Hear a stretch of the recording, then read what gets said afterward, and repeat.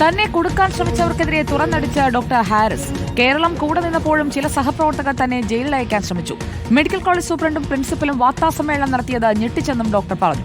വെള്ളി നാണയങ്ങൾക്ക് വേണ്ടി സഹപ്രവർത്തകനെ മരണത്തിലേക്ക് വരെ എത്തിക്കാൻ ശ്രമിച്ചവരുണ്ടെന്ന് സംഘടനയുടെ വാട്സ്ആപ്പ് ഗ്രൂപ്പിൽ ഹാരിസ് ചിറക്കൽ സന്ദേശം. ലോകത്തിനു മുന്നിൽ കള്ളനാക്കുകയും ക്രൂശിക്കുകയും ചെയ്യുമ്പോൾ വേറെ വഴിയില്ലാതെയാണ് തുറന്നു പ്രതികരിക്കേണ്ടി വന്നതെന്ന് ഡോക്ടർ ഹാരിസ്. ആരോപണങ്ങൾ ഉയർന്നപ്പോൾ ഒപ്പം നിൽക്കുമെന്ന് കരുതിയവർ പോലും കൂടെ നിന്നില്ലെന്ന് മാത്രമല്ല, അവർ പിന്നിൽ നിന്ന് കുത്തിയതാണ് തനിക്കേറെ മനോവിഷമമുണ്ടാക്കിയതെന്നും ഡോക്ടർ ഹാരിസ് പറയുന്നു. 1986 മുതൽ കാണുന്ന ആൾക്കാരാണ് നമ്മൾ സഹപ്രവർത്തകർ. അവരങ്ങനെ നമ്മൾ ബാക്ക് സ്റ്റാബ് ചെയ്യുമെന്ന് വിചാരിച്ചില്ല.